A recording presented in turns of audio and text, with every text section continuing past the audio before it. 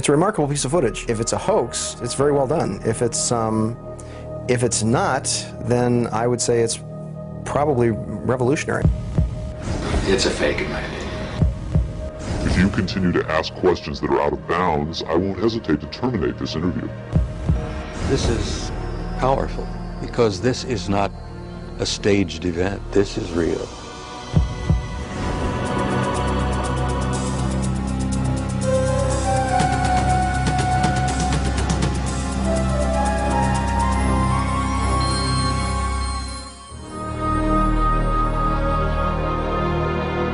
Interest in UFOs and Area 51 is at an all-time high. Last year, a highly rated TV special and best-selling home video purported to show an actual autopsy of an alien being from the famous Roswell, New Mexico crash of 1947.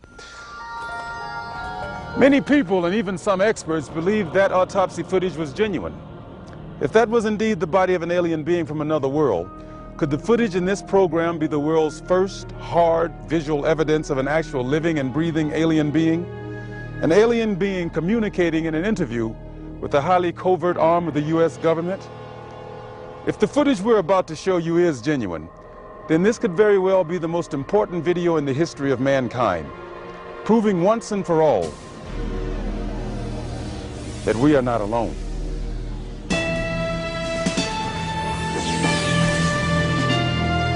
Within Nevada's Nellis Air Force Range, protected by the tightest security in the world, is the Groom Lake Test Site, aka Dreamland, aka Area 51. An installation so secret, the government cryptically acknowledges its existence only as an operating location. Until recently, the military flat out denied the presence of such a base. It has served as the testing ground for many secret research and development projects, such as the U-2 and SR-71 Blackbird spy planes, the F-117A stealth fighter, and now the SR-75 penetrator, the super-secret replacement for the SR-71. Every morning, a select group of specialists with high security clearances, some reportedly as high as 38 levels above top secret, arrive at McCarran Airport in Las Vegas to be flown to Area 51 aboard a Boeing 737. From the time they leave the ground until they return to Las Vegas at the end of each working day, they enter a world no outsider can ever truly know, except through rumor and the occasional shocking revelation. In 1989, a physicist named Robert Lazar went public with the stunning claim that the United States government was test flying dish-shaped aircraft of extraterrestrial origin at Area 51. Interviewed in silhouette by a Las Vegas TV reporter, Lazar, calling himself Dennis, claimed to be employed at a site on the outskirts of Area 51 known as S4, where he was part of a team attempting to back-engineer the saucers to discover the secret of their advanced propulsion system. It was a very sleek, thin-looking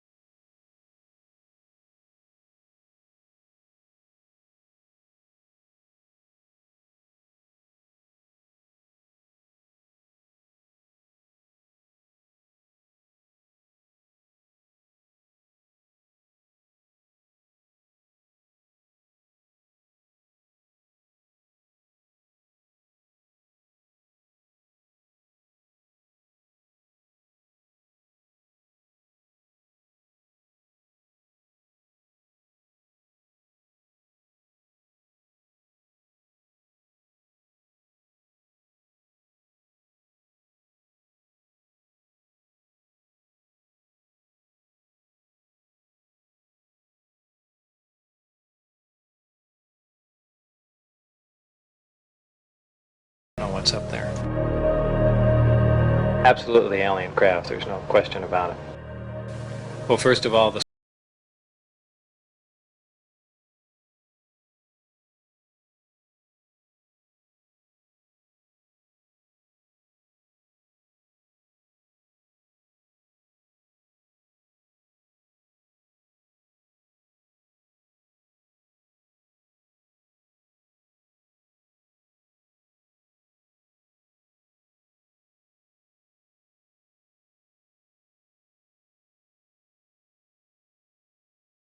information stating that they were alien craft.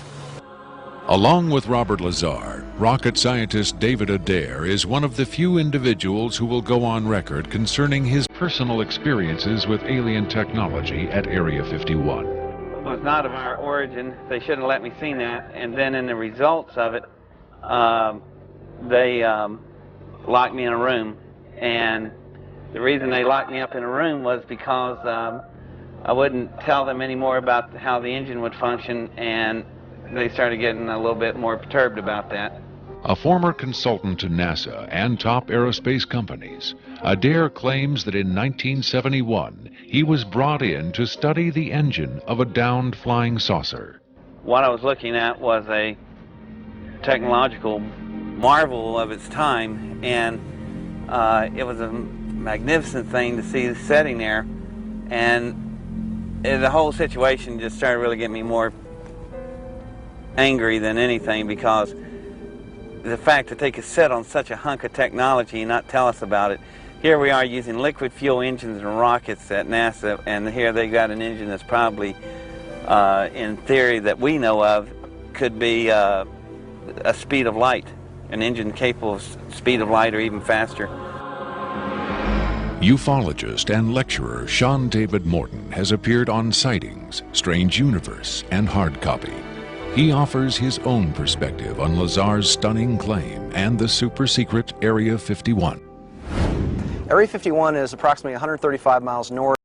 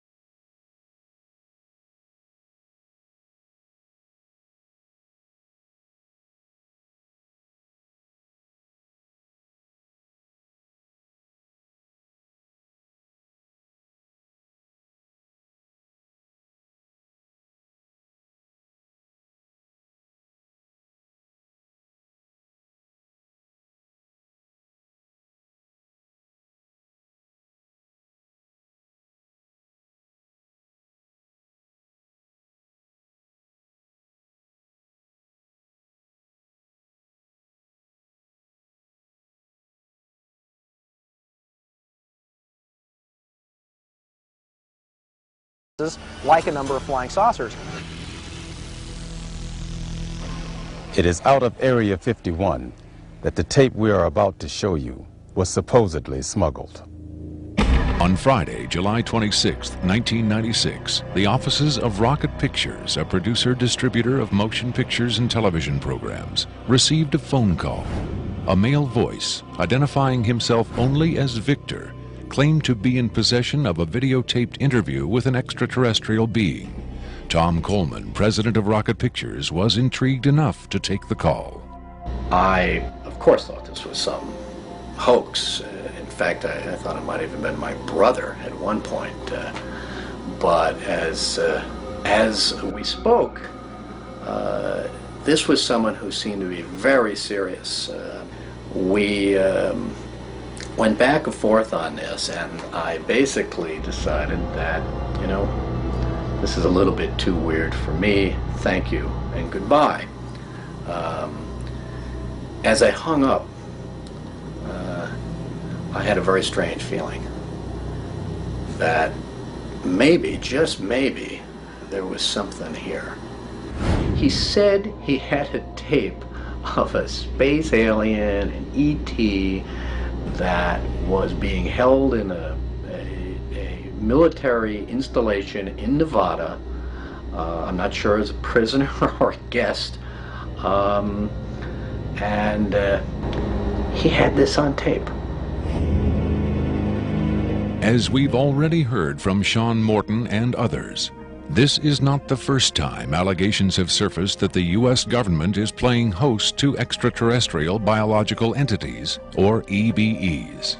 The first and most famous alleged contact was the Roswell flying saucer crash of 1947.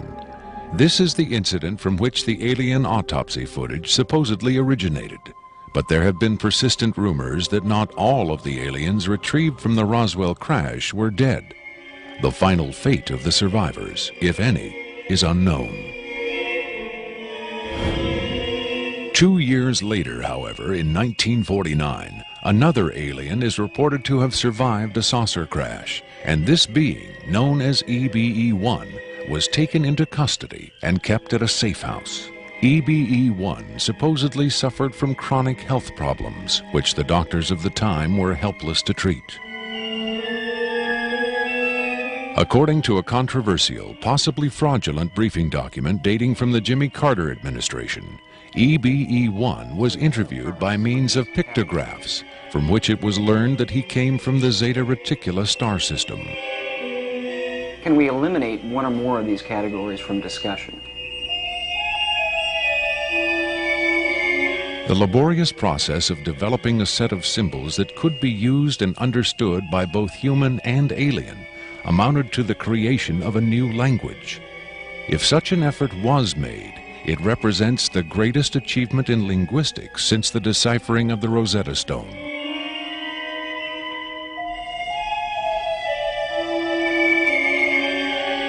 That such an achievement would be kept secret illustrates the hysterical paranoia of the time as the Cold War intensified under the threat of nuclear annihilation.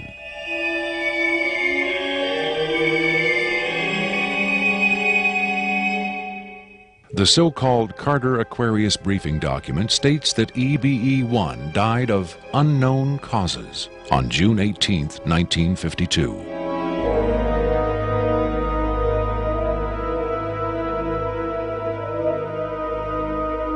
Skeptics who doubt the authenticity of the Carter-Aquarius document find it unbelievable that highly advanced alien beings would allow one of their own to die under the primitive medical care of a species that had barely begun to conquer its own diseases.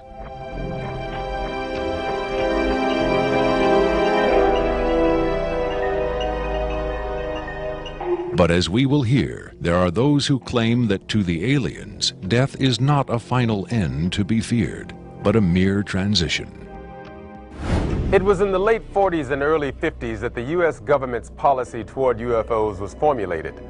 Publicly, there was Project Blue Book, which made a great show of gathering data on all the major UFO sightings, finally declaring them all to be hoaxes, mass hysteria, or swamp gas. But secretly, there may have been another policy at work. Over the years, several documents have come to light which seemingly confirm that a clandestine group, Operation Majestic 12 Group, aka MJ-12, was formed by special classified presidential order on September 24, 1947, for the express purpose of gathering information on UFOs and extraterrestrials, while at the same time keeping such information not only from unfriendly powers, but from the American public as well. If indeed Area 51 has become the nation's repository for alien technology and possibly alien visitors, then the extra-constitutional justifications for such secrecy were developed in the MJ-12 Group's planning sessions. James B. Forrestal, Secretary of Defense under President Harry Truman, is widely accused of being the mastermind behind the creation of MJ-12. Once created, Majestic may have expanded its mandate beyond what Forrestal had intended. Whatever secrets Forrestal may have known concerning flying saucers and alien visitors, that knowledge died with him when in 1949 he mysteriously plunged to his death from a window at Bethesda Naval Hospital. Though he was being treated for depression, many UFO researchers doubt that his death was a suicide. and point to the sinister workings of the possibly mythical MJ-12, which in their hypothesis may have been protecting its secrecy from a man who had come to believe the people had a right to know. As late as 1989, according to Bob Lazar, the identification badges at Area 51 read MADGE for Majestic. In December 1994, a document purporting to be the Majestic 12 Group Special Operations Manual was leaked to a noted UFO researcher. It contains the following directive under the heading Isolation and Custody. EBEs will be detained by whatever means are necessary and removed to a secure location as soon as possible. There follows this disturbing amplification. Although it is preferable to maintain the physical well-being of any entity, the loss of EBE life is considered acceptable if conditions or delays to preserve that life in any way compromise the security of the operations. From the beginning of the UFO age, it seems, secrecy was always the government's prime directive. In 1988, another anonymous government source, codenamed Falcon, claimed that a second extraterrestrial biological entity, EBE-2, voluntarily became a guest of our government, allowing himself to be examined and interviewed. In this scenario, Area 51 became, for a time at least, a sort of extraterrestrial embassy, the setting for mankind's first attempt at diplomacy with beings from another world. Different sources disagree as to how communication was established.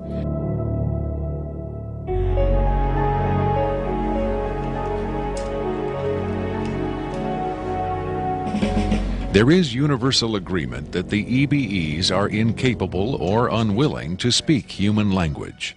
In addition to the pictographs used by EBE-1, it has been reported by Falcon that in the early 1950s, EBE-2 was fitted with some sort of artificial voice box, allowing him to speak words, and that he learned the English language very rapidly. Other sources doubt this story, however. By our kind, do you mean we Americans?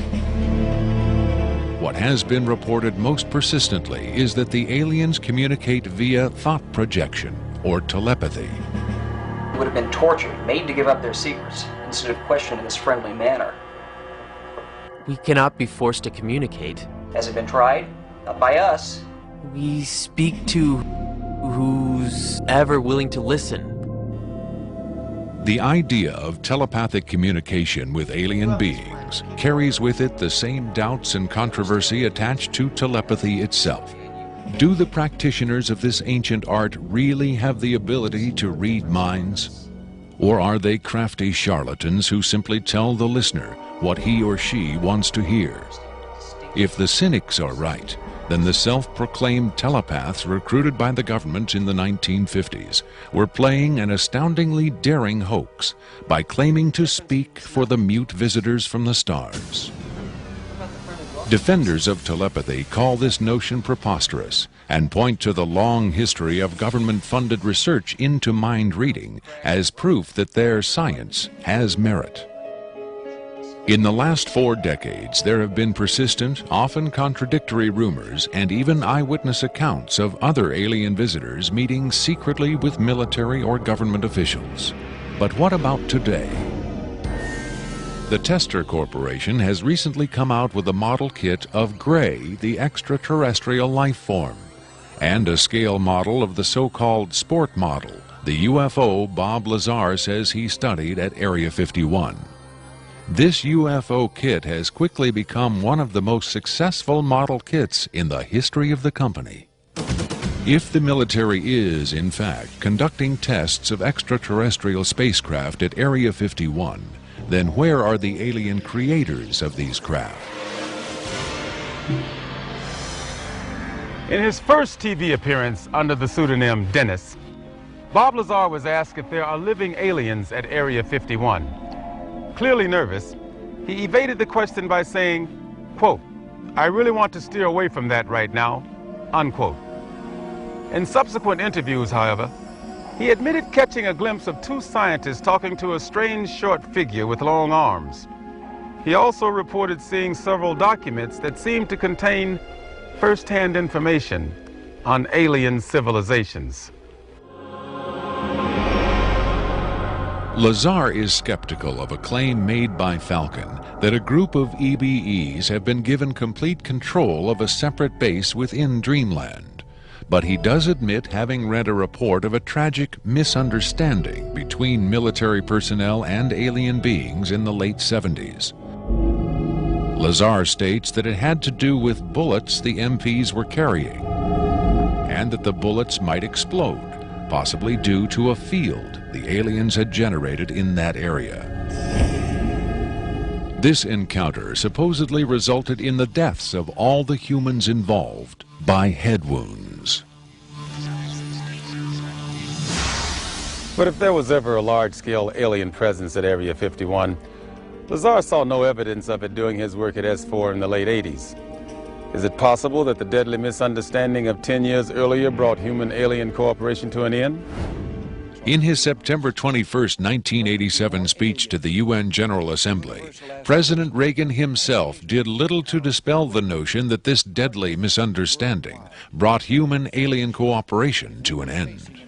In our obsession with antagonisms of the moment, we often forget how much unites all the members of humanity. Perhaps we need some outside universal threat to make us recognize this common bound. I occasionally think how quickly our differences worldwide would vanish if we were facing an alien threat from outside this world. Are the inconsistencies between various tales coming out of Area 51 evidence that these stories are lies? Or are the discrepancies the result of an intentional campaign of disinformation designed to discredit any elements of truth that may be reaching the public? If so, how does Victor fit into the jigsaw puzzle of questionable witnesses to the alien presence at Area 51? Is he a hoaxer, a government dupe, or a frightened whistleblower with the hard evidence to back up his story? I made it very clear to Victor that his credibility was the entire issue here, and that everybody's going to think this is a hoax, and that how are they going to possibly verify this? What he said was, you can do anything you want in terms of verified, any type of due diligence. He will answer whatever questions put forward. We could do whatever type of checking. We could bring in experts. We could have the tape tested. We could, in fact, he encouraged all of these aspects. He just did not want his face and his real name revealed. At Coleman's insistence, Victor agreed reluctantly to appear on camera, but only in disguise, in shadow, and with his voice electronically altered. The questions were agreed upon in advance, but during the actual interview, the discussion occasionally deviated from Victor's approved questions. What is your occupation at Area 51? I won't answer that. I have had reason to be present at Area 51, but I'm not going to clarify whether or not I was there as an employee. Are you saying you were there as a visitor? I'm not going to specify why or in what capacity I was there, only that I was there. Can you tell us how many times you were there? When I agreed to this, my fundamental ground rule was that I would not be asked to divulge personal data that might help pinpoint my identity. If you continue to ask questions that are out of bounds, I won't hesitate to terminate this interview. Are you saying that the number of times you were present at Area 51 is enough to pinpoint your identity? Any specifics will narrow the field of suspects. Of course, I could lie. Let's say I've been there 47 times, or anyway more than once. Let's turn to the tape itself. The copy you've supplied is not the original tape. No. Was the original at Area 51 when you copied it? That's out of bounds. Is it fair to assume that the copying of tapes at Area 51 is heavily restricted? You can assume anything you like. I would say that's a fair assumption. That's obvious. I will say that this tape was copied under special circumstances. Otherwise, copying it would have been impossible. Can you be more specific? More specific? Okay, I'm sure they've figured this much out already.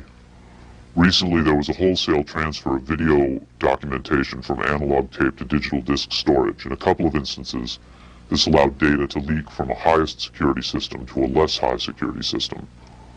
Even so, this particular tape was the only... I think that's about all I'll say about that. Was there something about this particular clip that made it more accessible to be copied? Not necessarily, no.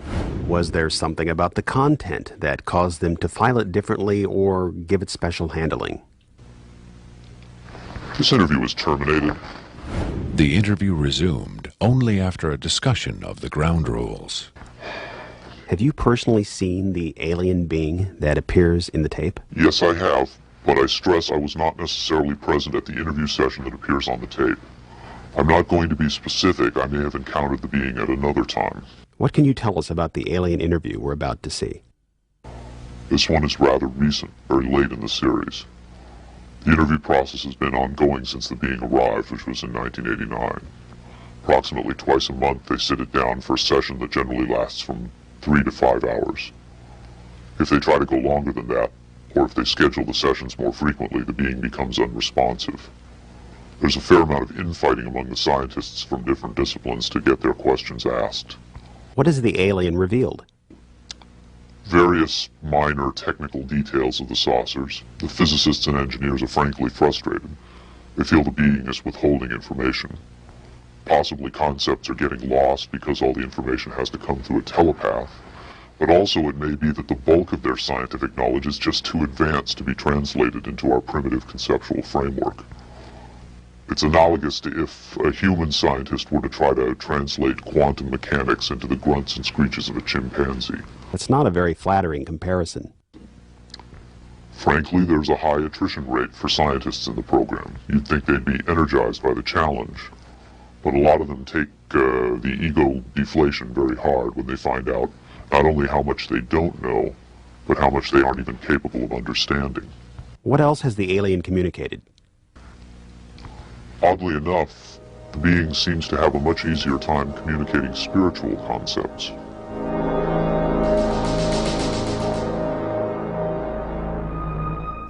The human body is a vehicle, a vessel. The vessel must be maintained to serve the spirit with maximum efficiency. But a broken vessel can be replaced. The human spirit, or the soul, can have many vessels. Is the process natural or technological? Both are one. Technology is a natural excrescence of humanity. Technology is a process the vessel uses to perfect itself. So this transference of the soul from vessel to vessel, did your kind create the mechanics of it, or is it a natural... Did it predate the intellectual creation? Before understanding must come acceptance. It is not technological. Well, I think what he's trying to say is that the question is meaningless. The soul can travel from vessel to vessel. Reincarnation, transfiguration, whatever. It's real. What I'm getting at is, does he know how it's done? Victor uses the term vessels to refer to the alien's conception of the body as a disposable vehicle for the soul. The UFO cult known as Heaven's Gate used the term containers in a similar context. The mass suicide of the Heaven's Gate cultists illustrates the dark side of accepting such ideas at face value. Doe, the Heaven's Gate cult leader, preached that humans can pass from container to container. The mysterious Victor, on the other hand, harbors no such belief. In his interview, recorded months before the Rancho Santa Fe tragedy, Victor made his attachment to his own earthly vessel abundantly clear. And let me just state here publicly, to head off any clever ideas anyone might be having, I have never been, am not now, and never will be suicidal. But how would the public know if something happened to you, since we don't know who you are? I'm taking care of that, trust me. If something happens to me, if I die, people will know who I am. Do you think it's a reassuring sign that these aliens can communicate with us on a spiritual plane? It would be nice to think so, but I'm not sure if it's really such an achievement considering the mismatch between our intellects. I mean, you're not going to have much luck making your dog understand calculus. But if you pet him on the head and say, "Good dog," aren't you communicating spiritually? And doesn't the animal control officer say, "Good dog," when he comes to put some poor stray to sleep? Doesn't the vet try to reassure the animal just before he spays it? When you're dealing with beings whose intellect is so far beyond your own, I don't think it's safe to assume they have your best interests at heart. What about the content of the tape segment you brought? As I said, this is late in the series. In fact, it's quite close to the end. Because of his unwillingness to reveal his own identity, Victor's story stands or falls on the credibility of the tape he supplied. Here, exclusively, for the first time anywhere, is the uncut, uninterrupted alien interview tape, shown in its entirety in real time.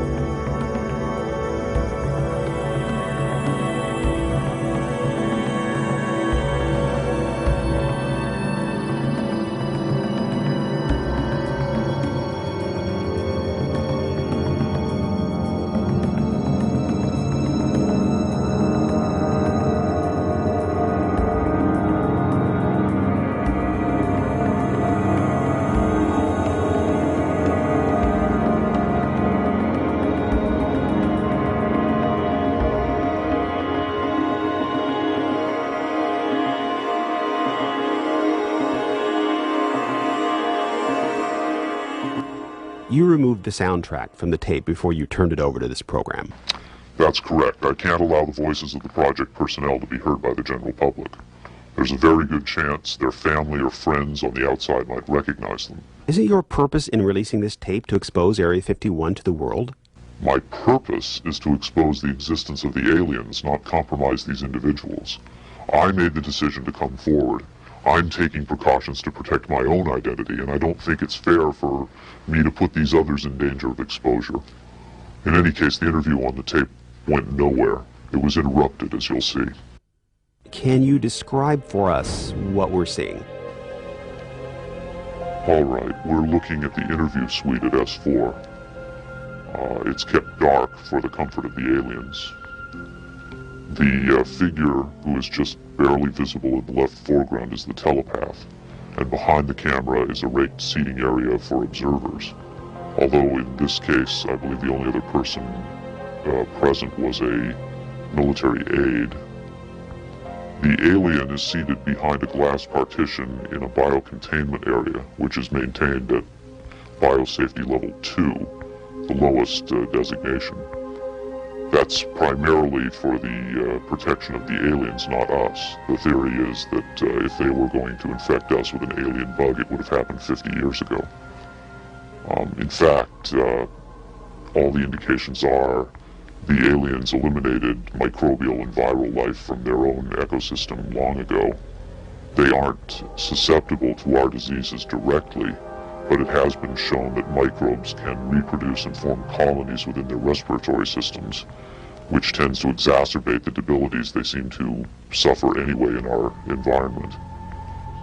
In fact, you can see here the alien is beginning to flag. The interview was not going well. The telepath was trying to clarify some points from a previous interview, but he wasn't receiving coherent responses. As you can see, the being is in real distress. At this point, the telepath is sending out a message to the medical staff. He's trying to communicate with the alien, but he's getting no response.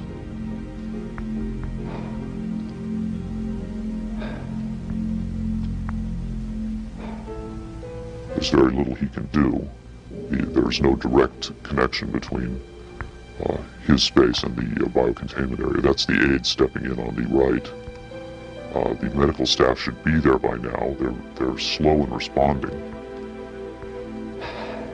There they are. I have to say the medical personnel at S4 are less than first rate. They tend to be selected for their willingness to keep secrets rather than their medical competence. By the way, he's not shining that light into the eyes. It looks that way, but in fact he's checking for hemorrhaging around the eye sockets and in the nasal cavity. I'm sorry.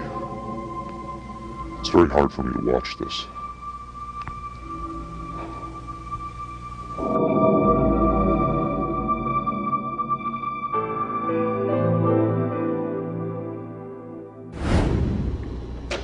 You're asking me if I think this is real?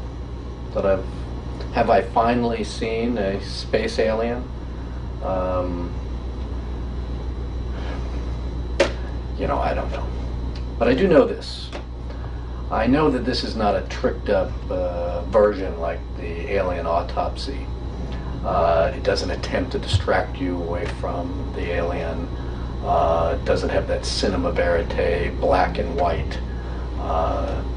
It doesn't go to great lengths to try to fool the audience. Straight ahead. It's an alien on tape. Pretty much the way you'd probably film it. But the point is this. What if it is real? In evaluating the authenticity of the alien interview tape, the logical place to begin is with the videotape itself. What can the technical details of this recording tell us about its origin? Rocket Pictures sent Victor's original tape to the Phoenix laboratory of renowned image analyst Jim Delatoso. Using the most up-to-date digital technology, Delatoso tried to determine the tape's authenticity. I've been exploring, looking at different aspects of the image itself to develop questions for a matrix on, is it real or is it fake? I grabbed a frame in the computer, and we're outputting it now in digital format, and you can see that we have an absolutely solid picture. What we've done is taken the picture and moved it over so that we can look at the information that's in between the frames. Now, when we look at the motion video, we can see that it still is not bad. And when we have this little indicator down here, it tells me that the original image was transferred using some kind of time-based corrector. These are video screens up here, television, video monitors, and they're off at an angle. If this was shot using a video camera with lines on it, we would see moire patterns up there, and we don't see the moire patterns. So there's a probability that this was shot originally on film, possibly a film stock like 72-52 or 72-47, depending on the lighting. The idea that these images may have originated on film is in direct contradiction to Victor's statement that the interview was shot on video. On closer inspection, Delatoso decided the images could indeed have been recorded by a video camera under certain specific conditions. In this case, I get the sense of it that this was originally created using either film, transferred telecine to beta, that then this is the third generation, or it was taped under very low light conditions with the video gain boosted probably 12 dB. Even the emotionless analysis of a computer cannot provide a definitive answer. Delatoso's efforts yield tantalizing hints, but in the end they only increase the mystery. One of the key things about this creature are its eyes. Like the other experts, video analyst Jim Delatoso was emotionally affected by what he saw. He took the tape very seriously and offered this personal opinion. If someone faked this, I don't like these people.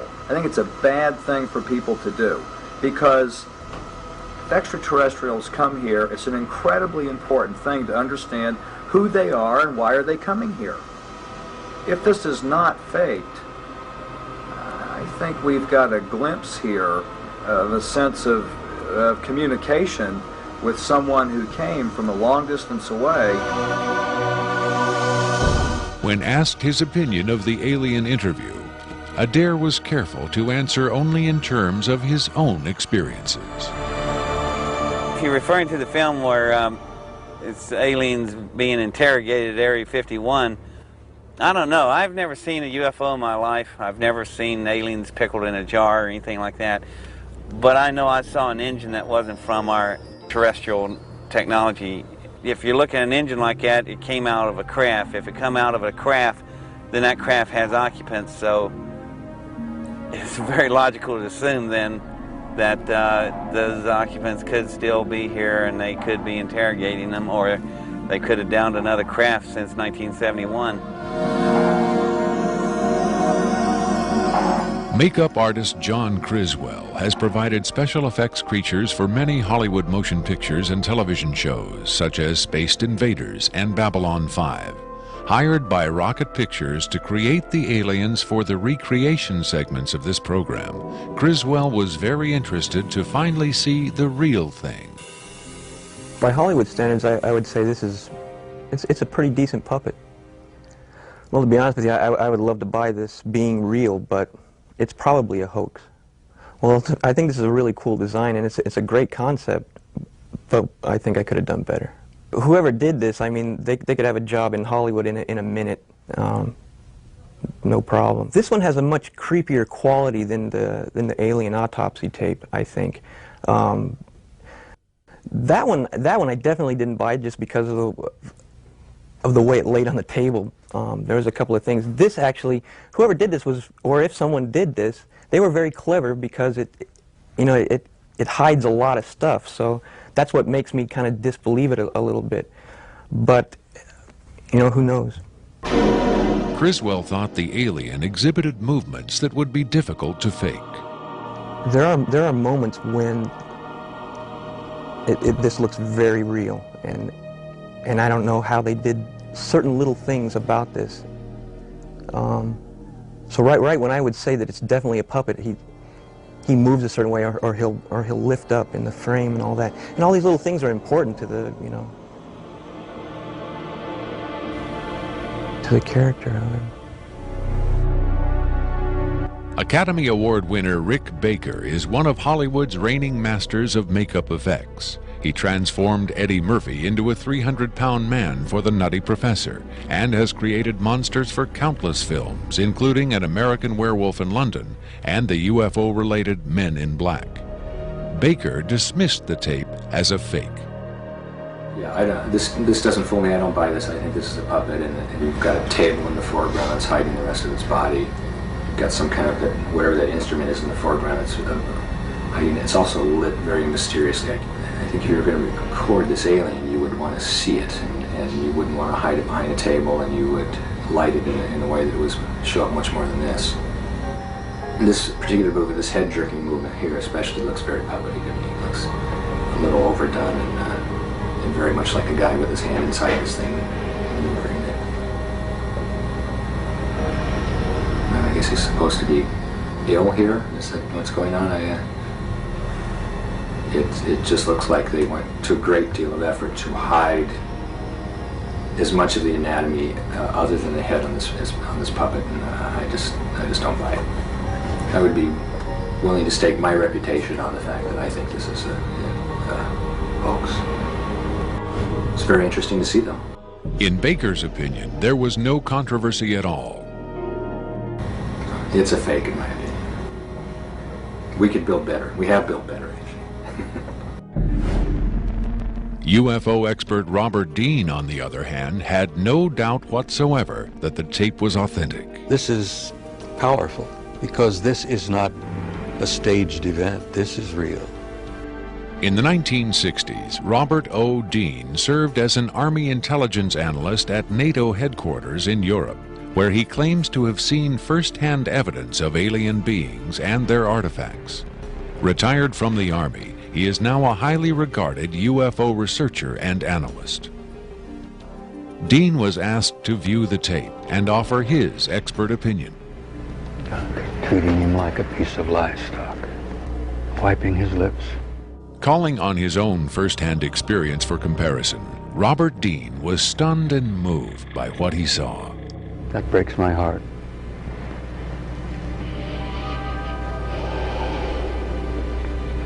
I think you've got yourself a piece of legitimate footage here, and I think you've got your hands on some pretty sensitive material. I don't know how the hell you got this. I don't know who you got it from, and frankly, I don't want to know who you got it from.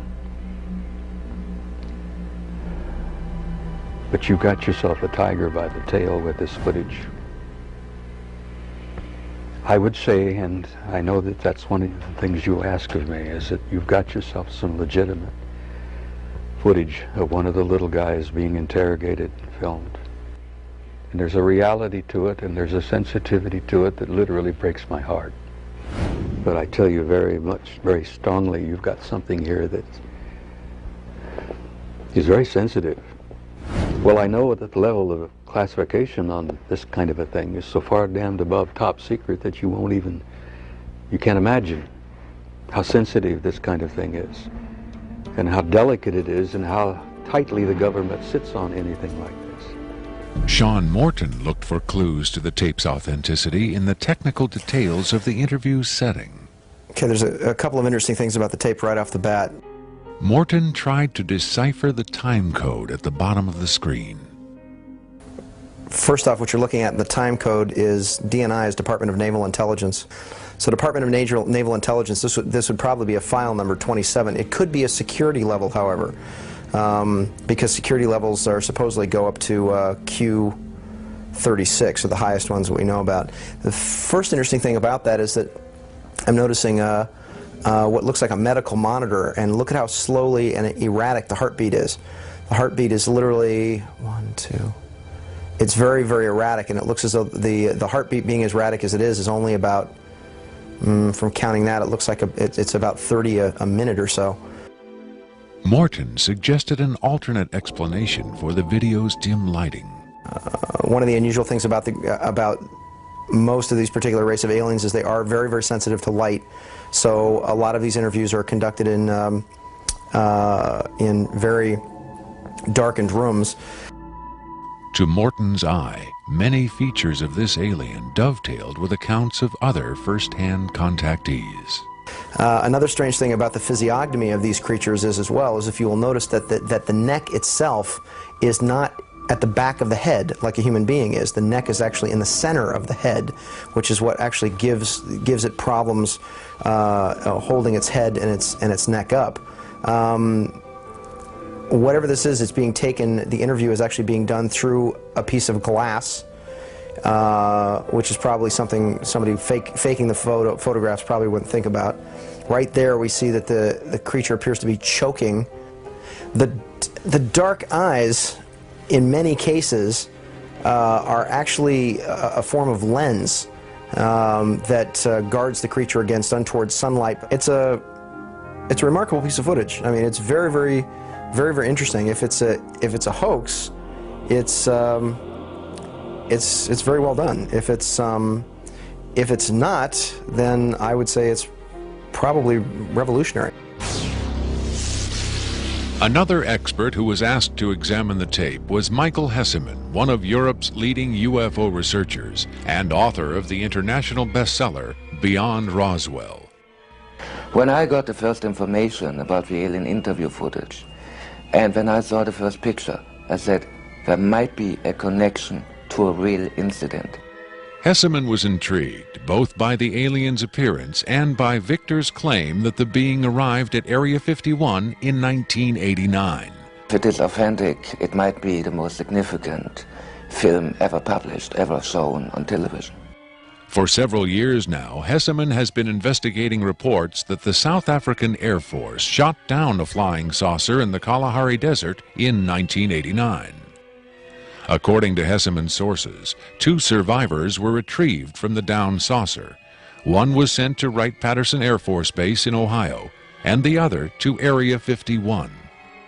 The extraterrestrial in Victor's tape bears a striking resemblance to descriptions of the Kalahari ET, and the timing of its appearance at Area 51 is consistent with the South African incident. If you see the drawings we have of the Kalahari alien and the descriptions we have, it seems to be the same being. And the Kalahari incident puts the alien interview footage into a context and gives it at least a probability that it might be real. It might be the real stuff, we just don't know. Whitley Strieber, best-selling author of Communion, claims to have had numerous personal contacts with alien beings. He has become the de facto spokesman for the growing number of people who claim to have been abducted by extraterrestrials. The nationally syndicated television program Strange Universe asked Strieber and several other abductees to view the alien interview tape. What Strieber saw left him profoundly shaken.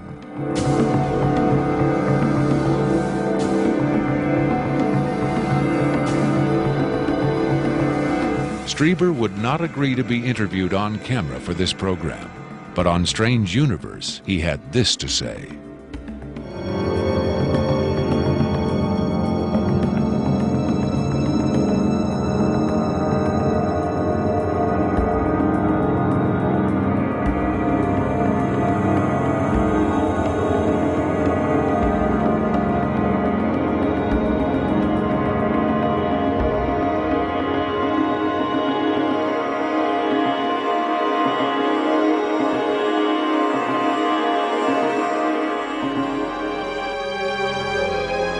On May 23, 1997, Victor gave a radio interview on the nationally syndicated show Coast to Coast AM with Art Bell. Speaking by telephone from an unknown location, Victor answered questions from host Art Bell and his guest, UFO expert Sean Morton. From the Kingdom of Nye, Coast to Coast AM continues with Art Bell. It is going to be a very interesting morning. Let's see if we've got Victor on the line. Victor, are you there? I'm here. Welcome to the program, Victor. Afterwards, this is what Bell and Morton had to say about Victor's credibility. What a hell of an interview, huh? Boy, oh boy, talk about making history on the radio. It was, as far as I could tell, he answered every question properly, as far as exactly where the locations are, to the descriptions of the the transports, the 737s, to the CTS-43s, the retinal scans, the 5 levels at S4. A veteran of countless controversial interviews, Art Bell still found himself impressed by his encounter with Victor. In the first, I think, half hour, I sensed that I was getting a kind of a runaround, or that I was not satisfied with the quality of the answers that I was being given. But as the interview progressed, and Victor, to some degree, began to relax,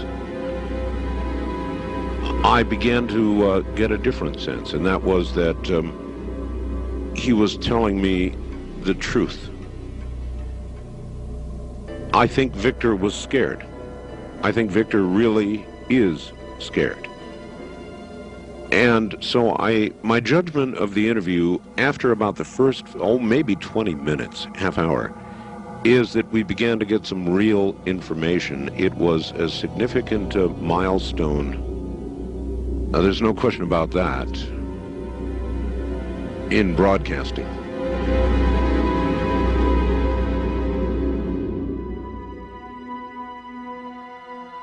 If the government has really been in contact with superior aliens, wouldn't we see some evidence of it? For instance, amazing new scientific discoveries. Limitless free energy? A cure for cancer? We might if the government's motive were the betterment of mankind. The government's motive is control. And just as much as they crave control, they fear loss of control. Knowledge is power, but power does not necessarily confer competence. The people at the top of this program are intellectually very average. They're not capable of making proper use of what's been handed to them, but they have no intention of letting anyone else ever get a chance to solve the puzzle. And let's not forget there's also the real possibility that the government is being manipulated by the extraterrestrials for their own purposes. You could have released this tape to the news media, but you insisted on being paid for it. Doesn't that cast doubt on your own motives? Yes, and I was aware of that going in, but that's a cross I'm prepared to bear. I find it disgusting that the most important event in human history is being kept secret simply because certain unimaginative officials have the power to do so. But at the same time, I do see the irony in my own actions. All I can say is, had I had the choice, I would not have insisted on profiting from this revelation. But since by lifting this veil, I've endangered not only my career, but possibly my life, I felt the need for some small measure of monetary freedom to deal with any eventualities. And let me say, I could have demanded significantly more money than I did if I had been willing to compromise my anonymity. There have been other whistleblowers who jumped at the chance to become celebrities, which I think casts even more doubt on their motives than some people may be casting on mine. Do you believe your life is in danger as a result of making this tape public? I would hope not. I would like to think my government is a little more civilized than that. But at the same time, I don't intend to give them the chance to prove me wrong. At any rate, to a certain extent, I'm counting on being disbelieved. Obviously, they would like me to be perceived as a hoaxer. If something were to happen to me, if I should die suddenly in a freak accident, it would obviously lend credence to my story, and I assume they understand that and will act or not act accordingly. Why should anyone believe this tape is authentic? Use your own judgment. That's all any of us can do. There's been so much secrecy and disinformation over the last 50 years that it's become impossible to prove anything in the face of official denial. Of course, the flip side is nobody really believes anything the government says. Robert Dean heads a growing movement lobbying Congress to release former NASA intelligence and military officials from their security oaths so they can talk openly about U.S. involvement with UFOs and aliens. As early as '49, your government knew we were dealing with extraterrestrial intelligence. And then it sort of blew up more and more. Every year there were more more discoveries, more conclusions, more contacts. And as you probably know, we have indeed retrieved crashed hardware, and we have reverse engineered it, and we have indeed been flying some of that hardware in this base not too many miles outside of Nellis, near Las Vegas. Dean believes the time has come for the government to tell the people what it knows. The truth has got to come out. We're over 30 years too late. The people not only have a right to know, they have a need to know. And damn it, I stand in this belief, and I will say this and stand by this till the day I die. Congress has the responsibility, Congress has the obligation to the people, to the Constitution, and to the nation.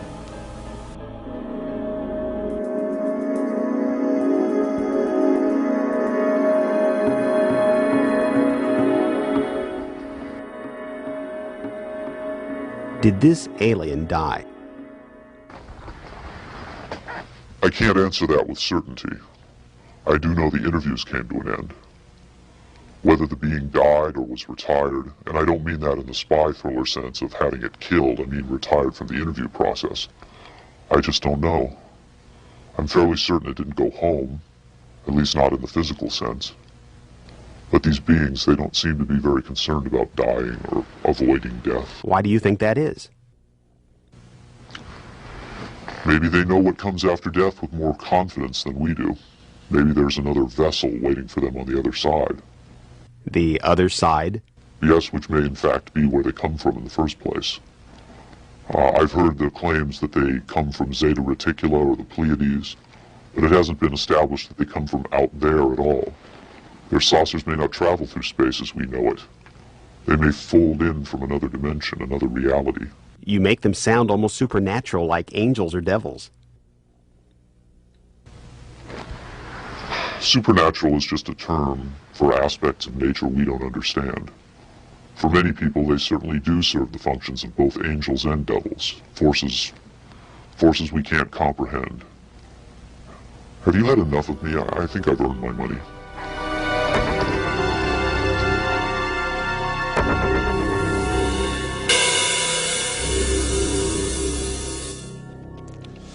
Is seeing believing? Can the images on this little tape really be what Victor claims? To even take the question seriously requires a belief in the possibility of wonder, a willingness to accept an almost unimaginable truth.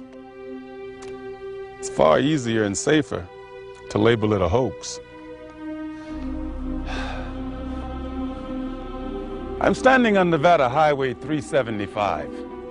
America's official extraterrestrial highway, redesignated last year by the legislature in acknowledgement of the worldwide fame that has become attached to this desolate spot.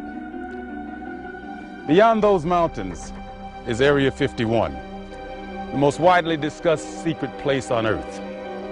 Whether as a hoax or mind-expanding revelation, this alien interview is now a part of the Area 51 legend. There will come a day when the secrecy at Area 51 ends. When that day comes, then we will know whether this tape was real and what the true motive was for its sudden appearance.